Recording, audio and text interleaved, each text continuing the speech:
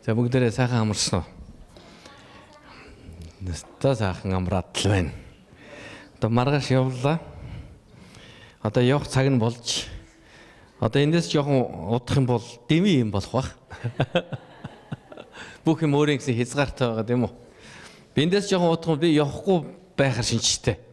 Өнөөдөр их нэртэй хэлээ. За миний хань явж явах юм уу? Би энд юу үлдэх үү гэдэг. За бидний амьдрал ялангуяа Христ итгэгч хүний хувьд бидний амьдралд мэдээж бид нар энэ дэлхий дээр ажиллаж амьдарч байгаа хүмүүсийн хувьд маш олон зүйлийг өөрийнхөө амьдралд одоо хэрэгтэй гэдгийг хардаг байна. Мөн бид нар сайн сайхан амьдрахын тулд олон зүйлд бид нар суралцах хэрэгтэй байгаа. Бид нар чадвартай байх хэрэгтэй. Ялангуяа бид нар ингээ хүний нутагт ирээд амьдрах юм бол хилтэй байх хэрэгтэй болно. Тэ одоо хилтэй бол хөлтөө гэж манай монголчууд ярьдаг тийм үү? Тэ хэлний асуудал байна, соёлын асуудал байна, бас соёл суралцах хэрэгтэй болно, бас чадвартай байх хэрэгтэй болно. Ямар нэгэн байдлаар өөрийгөө хөгжүүлж явах хэрэгтэй болно. Тэгжээж бид нар бас энэ нийгэмд хөл зэрэгцэн амьдрах хэрэгтэй болдог гэдэг. Гэхдээ бид нар ямар ч нийгэмд амьдарсан бай, Монголд ч байна уу, Америкт ч байна уу, Европт байна уу, хаан ч амьдарсан бай. Үнэндээ бурхан биднээс хүсдэг нэг л гайхалтай зүйл байгаа. Чанар байгаа. Зүйл байна, тийм үү? Нэг чанарыг биднээс хүсэж байгаа. Энэ бол бурханаас өөр найдах зүйлгүй байгаасаа гэж. Эцэст нь бидний найдах, итгэл найдвартай хамгийн эцсийн хамгийн ихний сонголт эзэн байгаасаа бурхан байх юмсан гэж үздэг байна. Бид заримдаа бурханыг хамгийн эцсийн сонголт болгох гэдэг байхгүй. За юу ч гэсэн ингэж үзэдэх. За юу ч гэсэн ингэж үзэдэх. За юу ч гэсэн энийг хийгээд. За юу ч гэсэн энтэй уулзах юм. За юу ч гэсэн бүх юмаа ингэж зохицуулаад үгээд үзье. За юу ч гэсэн ингэж загаад ицсэн. За одоо залбирахаас одоо гэдэг байна. Хамаг юм дуусна. За хинээс доржээс нэг мөнгө асуугаад. За сүрэнгээс нэг асуугаад. За анөхтө бурхан бидний хамгийн эцсийн сонголт биш юм байна. Уулна. Бүгд хажууд байгаа юм дээлэхгүй. Бурхан бидний хамгийн эцсийн сонголт биш юм байна гэж. Бурхан бидний хамгийн ихний бөгөөд өдөр бүрийн сонголт байх хэрэгтэй байна. Бидний амьдралд аливаа зүйл тохиолдох үед бид нар хамгийн түрүүнд бурхан байгаасаа, бурханыг сонгоосоо, бурханыг ирж чангаасаа, бурханы хүслийг мэдхийг хичээгээсээ зориосоо гэж. Еврей номын 11:6 дээр ингэж хэлсэн байдаг. Итгэлгүйгээр бурханы тааллыг олох боломжгүй. Яагаад гэвэл бурхан руу ойртож буй хүн түүний оршин байдагт итгээд зогсохгүй. Өөрийг нь эрэлхийлэгчдийг тэрээр шагнадаг гэдэгт итгэх ёстой юм гэсэн байна.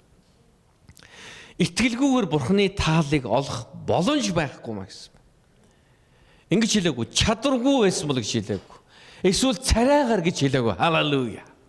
Энэ ямар нэгэн таны махан биетэй холбоотой зүйлийн тухай яриаг бид нар талархах хэрэгтэй. Хэрвээ энэ эсвэл бидэнд байгаа зүйлийн тухай ярьж байх уу? Бурхан таалагдах хүмүүс нь ийм орлоготой байна. Бурхан таалагдах хүмүүс нь ийм царайтай байна. Алаг нүдтэй байна ч гэдэг юм уу? Эсвэл метр 80 сантиас өндөр байна ч гэдэг юм уу? Бурхан шудраг гайхамшигт. Бидний гадаад төрөх байдал, бидний мэдлэг боловсралтай юус хамаагүй зүйлийн тухай ярьсан баг. Итгэл гэж. Энэ бол хүн бүхэнд. Та метр 63 байна уу, 56 байна уу, метр 90 байна уу, 2 метр 10 байна уу хамаагүй. Тийм үү? Таны жинг юус хамаагүй. Энэ юу? Итгэл. Бурханд итгэх тухай ярьж байгаа. Бурхан үнэхээр гайхамшигтайгаар бидний өөрийнхөө өмнө байлгахын тулд бас өөрт нь таалагдсан хүн байхын тулд эзэн биднээс шаардж байгаа хамгийн чухал шаардлага бол итгэл. Нөхөдөө итгэл. Бурхан таалагдана гэсэн. Итгэл бол бидний амьдралын хамгийн чухал зэвсэг бөгөөд итгэлгүйгээр бид бурханы тааллыг олох боломжгүй гэсэн. Бурхан таалагдсан амьдралаар амьдрах сурахын тулд бид нар яаж сурах байх нь? Итгэл сурах нь гэсэн. Хамгийн сүүлд бурханыг сонгодог биш. Хамгийн ихэнд бурханд итгэдэг байх тухай. Өглөө босоод өөрийнхөө бүх зүйлийг хийж өөрөөсөө шалтгаалх бүнэ хийсний дараа эцэст нь за одоо ингээд бурханд нэг залбирчээ. За тэгэл ер нь эцсийн цэгээ тавьж яана биш. Харин өглөө босоод бид нар хамгийн түрүүнд бурханд хандсан итгэлийн залбирлаар эхэлдэг байхсан.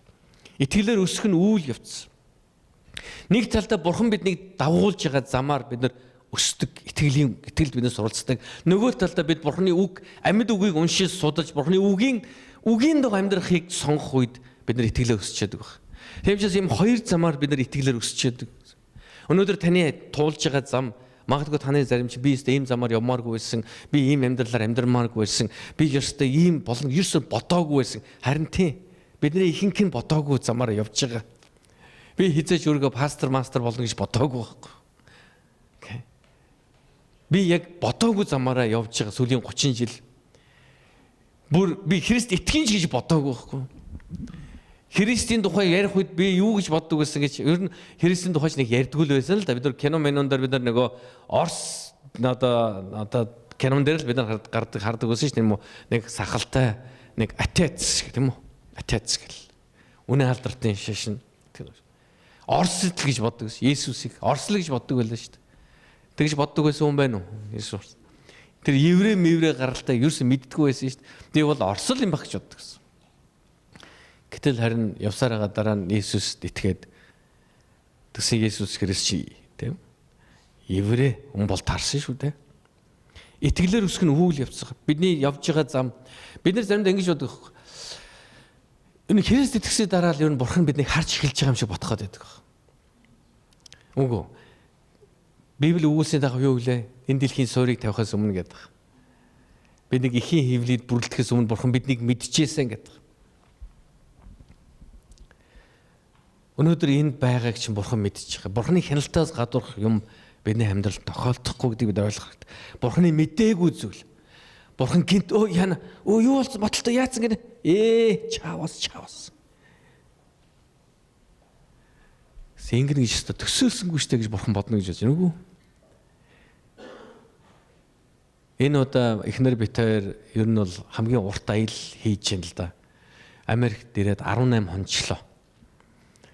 18 хоног гэдэг бол тийм бага хугацаа биш бит хоёр. Та нарын хувьд ч гэсэн бас тийг санаж болох юм. Бага хугацаа биш бит хоёр их урт хугацааг өнгөрүүлсэн байна. Тэгээ ер нь бол гэрээсээ гараад 23 хоног дээр бид нэр гэртээ харих байхгүй. Одоо ирэх 3 дахь өдөр гэртээ буун. Маргааш өглөө эндээс нисээд 2 дахь өдрийн орой 5 цагт тэгэл Инчон дээр буугаад тэндээ 1 хоноод маргааш өглөө буун.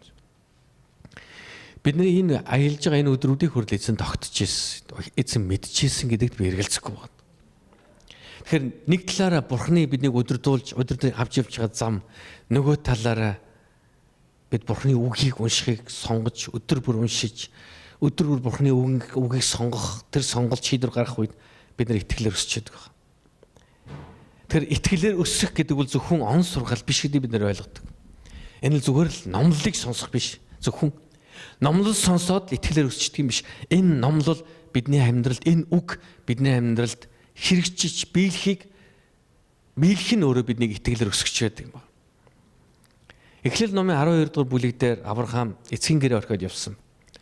Түүний амьдрал сайтай муутай явсан. Бүх зүйл нь түүний амьдрал тохиолдсон бүх зүйл нь нийлж түүний хэн болгосон гэж итгэлийн хүн болгосон баг. Авраам худлаа ирсэн. Тэгээ та санаж байгаа бох тийм үү? Тэр юу гэж худлаа ирсэн бэлээ? Өөрийнхөө эхнэрийг Сарага юу гэж хэлсэн? Миний охин дүү юм гэж хэлсэн. Юунаас болж худлаа ирсэн? Айсан аймхаа. Бүгд Авраам аймхаа гэж золиг гэж хэлдэг нэгэн гурай. Яасан хэлээч дээ.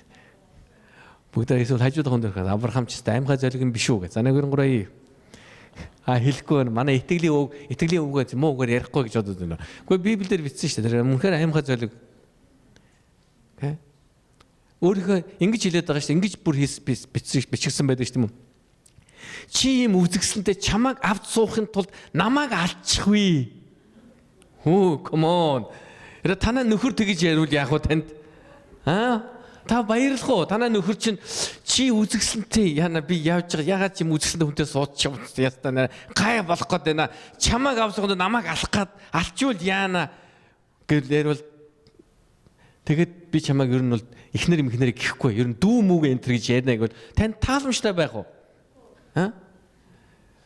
Үчи яадаг аймхаа зөлгүүл гэнэ шүү дээ. Чи тэгээ хамгаалж тэмцэхгүй юу гэж хэлнэ шүү дээ. Тэгэхээр тухайн үед бол энэ хоёрын хооронд тийм ямар их урт яриа болсныг мэдэхгүй л дээ. Шүнжингөө ярилцсан юм уу, өдөржингөө ярилцсан юм уу, 2 3 хоног ярилцсан юм уу? Тэ Сара уйлж унжиж баах юм болсон юм уу? Яасан бүү мэдлээ. Зүгээр ямар ч байсан Авраамиас тэгэл худлаа ярьсан. Тэгээ яасан бэлээ? Тэгээ фараон аваад суудаг үсттэй. Сараг охин дүүвтэй чинь суудшигээ суучих үсттэй. Тэгээ шүн фараонд зүүдэнд бурхан үгээ хэлдэг үсттэй. Чи нөхөртэй хүнтэй хамт байна. Авраамын туулж байгаа зүйл бурхан түүнийг дуудсан байхгүй. Чи эцгийн гэрийг орхиод миний чамд өх газарт очиж амьдраа гэж хэлсэн. Бурханы үгийн дагуу явж байгаа. Тэр өөр эцгийн гэрийг орхиод явж байгаа. Өөрт байгаа бүхнээ аваа явж байгаа. Тэгэж бурханы үгийн дагуу явж байгаа. Гэтэ зарим хүмүүс ингэж ярьдаг. Хөөш бурханы үгийн дагуу явж байгаа бол ямар ч муу юм тохиолдохгүй байна үстэй. No. Бурхан тэгж амлаагүй гэдэг бид нар ойлгох хэрэгтэй. Хэрвээ та нар би бурханд итгэж байгаа бол Есүс итгэсэн бол бурханы үгийн дагуу амьдарч байгаа бол таны амьдралд ямар ч муу юм ирэхгүй байна гэсэн амлалтыг Библи бидэнд өгдөггүй юм. Бичвэр бидэнд тэгж өгөөгүй. Тэгээд Авраам бурхан намайг дагуулж байгаа юм чинь өстой хинээс ч би яахгүй харин түүний дотор айдас байсан, санаа зовлт байсан бүх юм байсан. Түүний амьдрал сайтай муутай маш олон зүйл явж ирсэн. Харин эцэст нь Авраам хэн болсон гэж бурханаас өөр хинд ч найддаггүй, хинд ч итгэдэггүй итгэлийн хүн болсон баг. Сүнд Ицхак тийм үү өөрийнх нь хүү, цорын ганц хүү Ицхак надад өг гэж хэлэхэд бурхан хэлэхэд Авраам юу ч хэлсэн гэж Yes sir гэсэн байхгүй. Тэр бурханыг аргалах гэж оролдог байхгүй. Харин тийм ээ яг өгчиж болно л доо мэдээч би өгнө мэдж байгаа бурхан би өгж л дараа гэхдээ гээг тэр окей л гэсэн. Тэр өөрийнхөө хүү Ицхакыг өгөхийн тулд тэр хүүгээ аваад явсан баг. Энэ бол түүний итгэлийг бидэнд харуулдаг. Дараа нь маш тодорхой өгүүлсэн байдаг. Авраам би чинь итгэлийг хараад, эзэн түүний итгэлийг хараад түүнийг өршөөдөг. Түүний хүүг түнд эргүүлж өгдөг баг. Авраамын дотор ямар итгэл байсан гэж миний хүү Ицхакыг амийг авсан ч эргүүлж амьдруулж өгч чадах бурхан байгаа гэсэн итгэл байсан баг. Өнөөдөр бид нар маш олон бүх хэмээг хяналттай байх гэдэг байна. Олон тохиолдолд амьдралын бүгдийг хяналттай байлгах бүх хэмээг мөнгө санхугаа, харилцаагаа, үр хүүхдүүдээ, ажил төрлөө, сүм цуглагныхаа, чуулганыхаа гишүүдийгээ, итгэгч нарыгаа, пасторыгаа, ахлагч нараа бүгдийн л бид хяналттай байх гэдэг. Бүгд л бидний бодсны хяналтны дотор ингэж хөдөлж байгаасаа гэж үзэж байна. Үгүй тийм хизээш болохгүй. Харин би нэг зүйлийг би маш сайн хэлж чадна. Ихэр энэ бүх зүйл хамтдаа харин таныг итгэлийн хүн болохын тулд ажиллана гэдэг. Эхлэл номын 37 дугаар бүлэг дээр Йосеф боол болон зарагдсан байдаг. Ахнар нь төрсөн ахнар нь шүү дээ. Төрсөн ахнар нь эцэг нэгтэй ахнар нь Йосефийг яасан боол болгон зарсан атаархсандаа болоод боол болсон. Дараа нь тэр Потифарын захирагдаж явж байхдаа эхнэр нь нөхрийг уруу татах гэж оролдоод гим нүгэл үйлдээгүй тийм үү? Бүр Йосеф ингэж хэлсэн баг. Би бурханыхаа өмнө нүгэл үйлдэхгүй гэсэн мэт.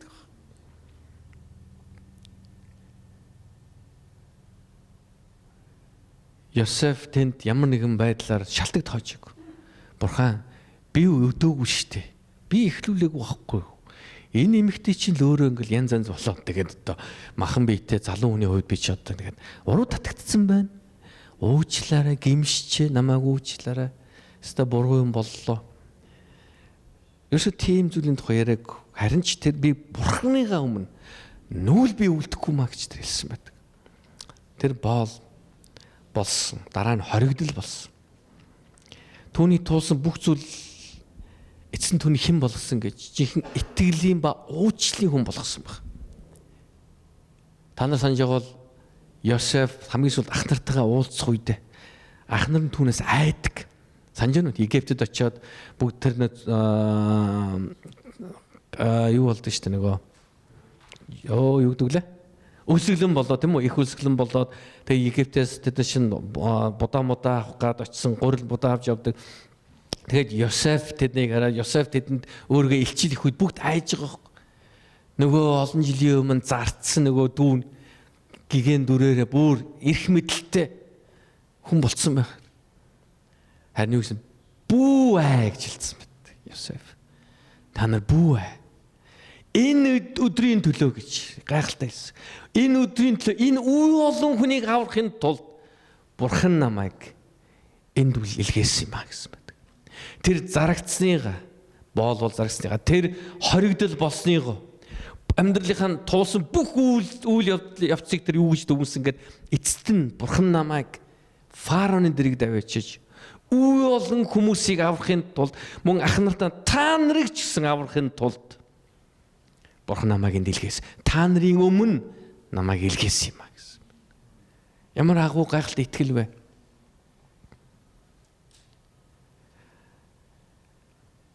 Та энэ дэлхийгээс найдах зүргүү болох нь таныг Бурханд улам ойртуулдаг баг. Энэ дэлхий дээр бид нар найдах зүйлтэй яваад л бид нар Бурханаас хол байгаа л гэдэг баг. За нэг тэр нэг ах мань байгаа намд тусалж чадна да. За энэ нэг эгч мань байгаа юм да. За энэ нэг өстой мундаг пастор мань байгаа юм да. За энэ нэг ийм боломж энэ бидний бодох тусмаа нэгсэндээ за надад жоохон мөнгө байгаад да. Хэдэн төгрөг цуглуулсан шүү, овоо шүү. Энд бүх юм болохоо байгаад ингээд Трамп улам тэнэгтэй байх юм бол Монголд очиод амьдрахт бол бас нэг хэдэн төгрөг цааш нь хийцэн шүү. Явах газар байгаа шүү. Боломж байгаа шүү. Надад юм байгаа шүү. Бид нар бодох тусам бид нар Бурханаас холдож байдаг. Харин энэ дэлхийгээс та найдах нэг зүйл үгүй гэдгийг та мэдэх үед та зөвхөн Бурхан найд. Та нар боддоо Йосеф түүнийг төрсөн ах нар нь тийм үү? Эцэг нэгт ах нар нь түүнийг зарах үед одоо хэнд тэр найдах вэ? Ганц л сонголт Бурхан. Окей. Авраамыг эзэн дуудаад чи эцгийн гэрээг орхиод миний амлсан нутг руу очиж амьдраа гэж хэлэхэд тэр Бурханы үгийг сонсоод гарсан одоо тэр хэнд найдах вэ? Бурхан. Гэтэл 2 дугаар бүлэг дээр Моше фараоны ордноос цөл рүү цухтаасан баг. Моше ямар их гайхалтай одоо боломжоор өрөөгдсөн хүн билээ. Хэдийгээр тэр еврей хүүхэд болж төрсөн тэр үхэх ёстойсэн чи үхээгүй. Санж нь үхээгүй. Ээж нь түүнийг үзэсгэлэнтэй байсан учраас түүнийг асан бэ? Түүнийг нуусан.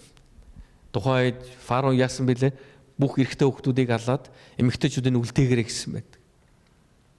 Энэ фараоны зарилгын эсрэг Мошегийн ээж нь итгэлээрээ еврей номд өгүүлсэн бэ. Итгэлээр түүнийг нуусан тухай ярьдаг. Дараа нь тэр фараоны охин олж яваад түүнийг фараоны ордонд өсгдөг. Тэр 40 жил фараоны ордонд эрдэм номд сурсан. Тэр юугаас дутахгүй амьдарсан баг. Харин дараа нь Гэлэл номын 2 дугаар бүлгийн төгсгөлээс тэр юу болдог вүлээ? Тэр цутаас. Тэр цутаад хүний амьд хүрдэг тийм үү? Тэр еврей хүнийг тэр еврей хүнийг дээрлэгч байгаа тэр Египт хүнийг амийн хөнөөдөг дараа нь гэсэн чинь дараа нь 2 еврей хүн хоорондоо маргалдах үед тэр та нар чинь яаж байгаа юм бэ гэсэн чинь чи нөгөө Египт хүнийг алсан шиг чи бид нарыг алах нь уу гэж яасан чинь за энэ хэрэг маань өстэй задарчлаа гэж бодсон. Тэгэд Библи юу гэж хэлсэн? Фараон түүнийг мэдээд түүнийг цаазлахын тулд түүнийг хайдаг. Харин яасан Йосеф зугатаасан байдаг. Хаашаа зугатаасан? Цөлд. Үнэн дээр фараоны ордонд сурснаас илүү зүйлийг Моше цөлд сурсан юм а. Яг илүү зүйл гэдэг нь тэр дэлхийн мэдлэг боловсрал, дэлхийн тансаг амьдралаас илүү чухал зүйл буюу Бурхантай харилцах, Бурханыг таньж мэдэх, Бурханы түүнд өгсөн дуудлагыг хүлээж авах тэр юр бусын учрлыг тэр цөлд хийсэн байна. Цөл түүний хувьд шийтгэл эсвэл уналт байсангүй. Харин ч Бурхантай ойртох боломж байсан байна. Түүний Бурханы зорилгыг ойлгож, Бурханы дуудлагыг хүлээж авах тэр цаг байсан байна. Анөхтөө цөл бол биднийг Бурханы агуу зүйлийн төлөө бэлтгэдэг газар гэдэг бид нар ойлгох хэрэгтэй. Өнөөдөр та нарын зарим чинь цөл дотор явж байгаа мэд амьдралыг туулж яаж болох юм? Хамгийн итгэж найдаж байсан хүмүүс чинь нүрээ буруулж, хамгийн их хүсэж модж ирсэн ажил чинь магадгүй бүтэмжгүй бүтлгүй болж таны хамгийн их найддаг байсан магадгүй тэр эрүүл мэнд хүртэл таны бодсноос эсрэг иргсэн байж болох юм. Та магадгүй өөрийгөө би яг цөлд байна гэж харж иж болох юм. Харин анөхтөө цөл бол шийтгэл биш юм а. Цөл бол уналт биш юм а. Харин цөл бол биднийг бурхантай ойртуулдаг газар гэдгийг бүү мартаарай. Тийм учраас цөлөөс бид зүхтаах биш, харин итгэлээр хүлээн авч суралцах ёстой. Бүх юм сайхан байхад бидэнд бол аятайхан байдаг амьдрал. Бид нар хүн болгоныг хараад бүх хүмүүсийг шүүгээл энэ яагаад тэгээд энэ хоёр яагаад танигтаад байгаа энэ яагаад бүх юм. Харин бид нар яг өөрсдөө яг цөл дунд яваад ирэх үед юу хүнийг шүүх мантаа өөрийнхөө ч учрыг олохгүй болж эхэлдэг байна. Нөгөө ажилнч бүтрэмжгүй болж эхлэв. Нөгөө л орлогонч байхгүй болоод нөгөө хамгийн хайрлж байсан, найдаж байсан, итгэж байсан хүмүүс хүртэл байхгүй болоод одоо би юу болох нь ойлгомжгүй болж нөгөө бурхан та хаа вэ гэж заримдаа боддог. Бид цөл өөрсдөө сул дорой байдалтай нүур тулдаг баг. Бурхан биднийг өөрсдийн сул дорой байдалтай нүур тулуулахыг хүсдэг юм аа. Бүгдээ хажууд байгаа хүнтэй хандчихлахгүй. Та өөрийнхөө сул дорой байдалтай нүур тулах ёстой гэж. Нүур тулах ёстой ш. Өөрийнхөө та чадвартай байж болно, та мэдлэгтэй байж болно, та боловсролтой байж болно. Магадгүй та мөнгөтэй байж болно. Гэхдээ та өөрийнхөө сул дорой байдал бас танд байгаа гэдэг хүлээж авах хэрэгтэй. Үүнтэй нүур тулах ёстой юм байна. Бид сул дорой байх үед Бурханы хүч илүү илчлэгддэг. Илч Паул Бурханыг алдаршуулах нь түүний хүч биш, харин сул дорой байдал юм а гэж хэлсэн байдаг.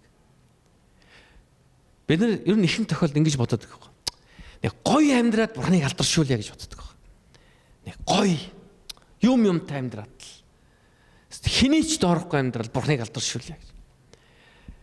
Гэтэл Итгэлийн Баатар Еврей номын 11-р бүлэг дээр бичсэн Итгэлийн Баатарууд ихний хэсэг дээр Итгэлийн Баатарууд давуулан дийлсэн ялсан тухай өгүүлдэг. Дараа нь тэр Итгэлийн Баатарууд дараа нь төгсгөлийн хэсэг дээр ихээр Итгэлийн Баатарууд хавчигдсан, гадуурхагдсан, хаягдсан, алуулсан тухай ярьдаг. Тэгтээ Бурханыг алдаршуулсан тухай юм. Нөхдөд бидний зөвхөн сайн сайхан амьдрал нь Бурханыг алдаршуулдаг юм биш. Бидний амьдралынхаа бүр тэр зовлон гунигийнхаа гүн дунд чсэн бид итгэлээ хадгалж байгаа амьдрал маань Бурханыг алдаршуулдаг гэдэг бүү мартаарай. Илч Паул Коринт хотынд бичсэн загтлаар хэлсэн байдаг. Ингэж хэлсэн байгаа. Коринт 2-р Коринтын 12-ын 6-аас 10 дээр ингэж хэлсэн байна. Сайрахыг хүслээ гэхэд үннийг хэлэх учраас би мунхаг болохгүй. Гэхдээ хэн нэг нь намайг харсан, надаас сонсноос илүүгээр хэтрүүлэн үнэлэхвээ гэсэндээ би үннийг хэлэхээс дүтгэлцдэг. Мөнөөх үлэм жагуу илчлүүдийн улмаас намайг эхэрхвээ хэмээн надад өргөс буюу сатааны зараал өгөгдөж гэсэн баг. Илч Паул хэлсэн надад өгөгдсөн маш олон гайхамшигтай илчлэлт байна. Харин энэ илчлэлт энэ тэнгэрлэг учирлуудаас болж би бардам сайрахгүй гэж эзэн надад өргөс өгсөн юм а гэсэн баг. Намайг ихэрхэг болохгүй тулд ийхүү зовоодог юм. Үүнийг зайлуулж өгөөч гэж би эзнээс 3 тай гуйсан ба тэр бэр надад хайр нэгүсэл минь чамд хангалттай. Мөхсдөг үд чинь миний хүч бүрэн дүүрэн болдог гэсэн юм а гэсэн. Эзэн Илч Паул маш тодорхой хэлсэн баг. Би чиний хүч чадалтай үед чинь алдаршдаг юм биш. Би чамайг сул дорой байх чинь би алдаршдаг юм а гэсэн. Би өөрийгөө алдаршуулах болно гэсэн баг. Тэгээд тэр бизнес 3 тай гуйсан эзэм энэ өргөсийг надаас зайлуу. Яг ямар өргөс байсныг бид нар сайн мэдэхгүй л дээ. Яг Библиэр тодорхой Илч Паул өгүүлээгүй байдаг. Зарим хүмүүсийн тухай бодог, зарим хүмүүс эрүүл мэндийн асуудлын тухай ярьдаг. Ямар ч гэсэн Паулыг тэм юу гэдгийг амар тайван юунд санаа зовхгүй үйлчлэгт нь саад болдог. Нэг саадын тухай яриад байгаа. Нэг өргөсийн тухай ярьж байгаа. Тэгээд юу гэж хэлсэн гэж эзэн 3 тай гуйх үед хайр нэгүсэл минь чамд хангалттай гэсэн баг. Бурхан. Өнөөдөр та Бурханы хайр нэгүсэл танд хангалттай гэж бодож байгаа үгүй юу? Заримдаа бид нар жоохон юм дутаад байна Бурхан. Одоо нэг жоохон юм өгчүүл тэгээд яг болох гээд байна. Тэгвэл яг хайр нэгүсэл яг хангалттай гэж хэлгээд болох гээд байна гэдэг. Өнөөдөр нөхдөд бүгд амьд арзааж мэд мэлтийж байгаадаа Бурхан талархъя. Бүгд хажууд байгаа хүнд хандчих. Бурханы хайр нэгүсэл хангалттай. Амен. Халелуя. Яг энэ үгийг бид нар итгэлээсээ хэлэх хэрэгтэй. Яг Паул, яг Илч Паулын хувьд түүний тэр өргөс болсон зүйлийг Бурхан чөлөөлөөд зайлуулад тэг ингэж хэлэхгүй. Paul, look at me, listen to me. Би нөгөөдгөө чинь аваа хийдсэн. Одоо хангалттай байгааз гэж хэлэхгүй. Би авахгүй гэсэн байна. Би чиний наад залбирал чинь no гэж хариулна гэсэн байна. Чи гуравтай гуйс би чамд гуравтай хариулъя. Үгүй. Энэ өргөстөг чи амьдрсаар энэ дэлхийгээс явах болно гэсэн байна. Тэгээд мөхсдөх үд чинь миний хүч бүрэн дүүрэн болдгиймаа гэсэн. Тэгээд зааш тийхүү Христийн хүч надад орших учраас би мөхс байдлаараа дуртаяа сайрхна. Христийн төлөө мөхсдөл, доромжлол, дарамт, хавчлаг, шахалдаг би баяртайгаар амсдаг. Яагаад гэвэл хүчин мөхсдөг үедээ би хүчтэй байдаг юмаа гэсэн байна. Илч Паул юу хэлсэн гэж өөрийнх нь махан биеийн хувьд би сул дорой гэдгийг мэдэх үед Бурхны хүч чадал миний амьдралд илчлэлдэг юм аа гэдэг. Жинхэнэ сүнслэг хүч бол бид хүчтэй байхаас илүү Бурхан биднээр дамжуулан бүхнийг хийх түүний зорилгын төлөө амьдрах юм аа. Бидний сул дорой байдал маань Бурхны хүчийг харуулж чаддаггүй биш. Харин ч Бурхны хүчийг бидний амьдралд улам тодтогч байдаг. Сул дорой байгаагаа мэдэх үед өөрийгөө буруутгалгүйгээр Бурхан руу ойртох хэрэгтэй. Бидний сул дорой байдал Бурхны зорилгыг биелүүлж амьдрахад саад болдгоо маа. Харин бидний өөрсдийн минь хүчтэй байдал Бурхны зорилгын төлөө амьдрахад саад болдог. Бидний би мэдж जैन, би чадж जैन, би давуулан дийлж जैन, би болж जैन гэсэн бодол. Үндэ Бурхны зорилгын төлөө амьдрахад, Бурхны зорилгын төлөө тэмцэхэд минь бидэн саад болдог байна. Бурханаас өөр найдах зэргүй болно гэдэг бол бидний сүнслэг өсөлтийн хамгийн чухал үе юм шүү. Би өнгөрсөн өдрүүдэд, өнгөрсөн жилүүдэд маш олон гайхалтай гэрчлүүдийг хүмүүсээс сонссон. Үнэхээр гайхалтай. Эзэн тэдний амьдралд хийж байгаа тэр ерөөл нэгүсэл, бас тэднийг удирдан дагуулж байгаа зүйлс үнэхээр гайхалтай. Надтай өнгөрсөн хугацаанууд уулзсан хүн бүр тэдний зүрх сэтгэл үнэхээр Бурхан дээр төвлөрсөн байгааг хараад би эзэн талархсан. Харин бид нэг зүйлийг үргэлж өөртөө сануулж явах хэрэгтэй. Миний хамгийн чухал үргэлж найдах ёстой цорын ганц нэгэн бол Бурхан юм аа. Бурханаас өөр найдах зүйлгүй болсон хүмүүс байцгаая. Авраамыг дагуулсан тэр Бурхан, Йосефийг дагуулсан тэр Бурхан, Давидтай хамт байсан тэр Бурхан, Петртэй хамт байсан тэр Бурхан, Паултай хамт байсан тэр Бурхан өнөөдөр тантай хамт байгаа.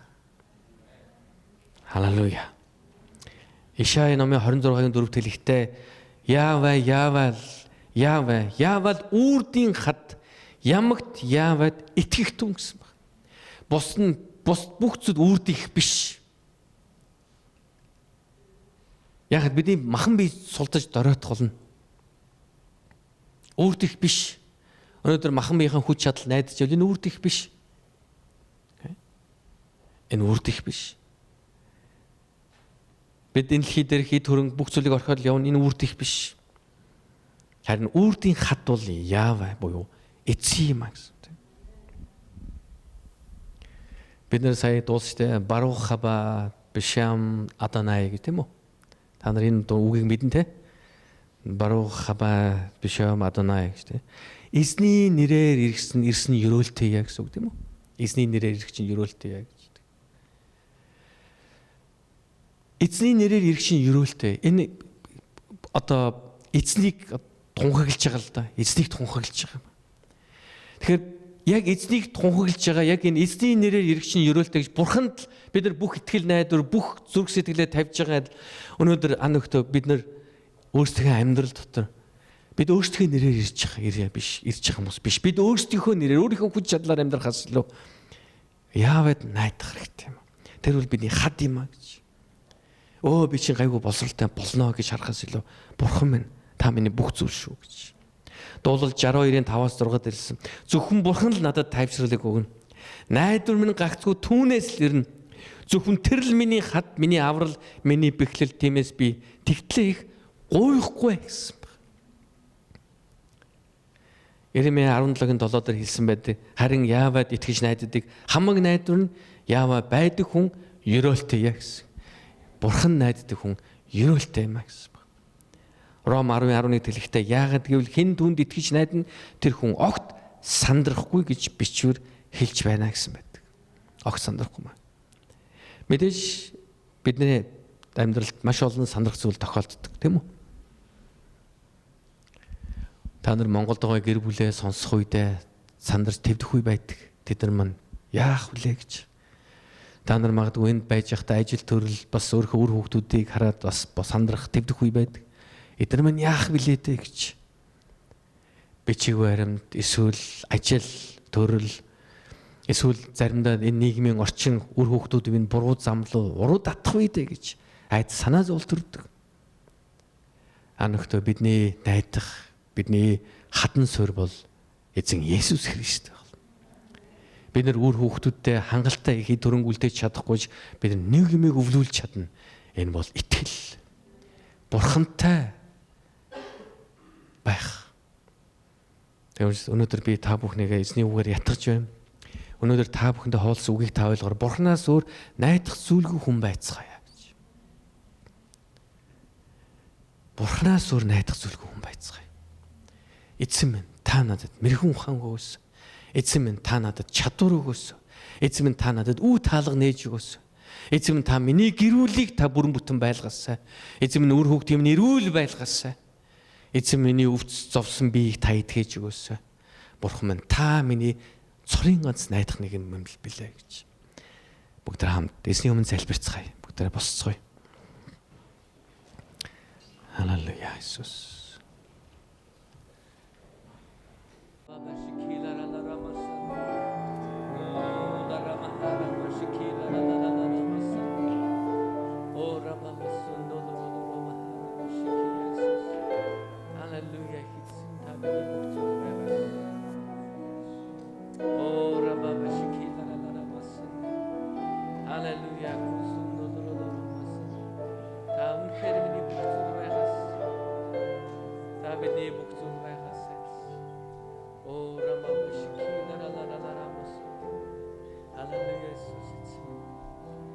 Танаас өөр зүйл найдахгүй байх надад туслаа.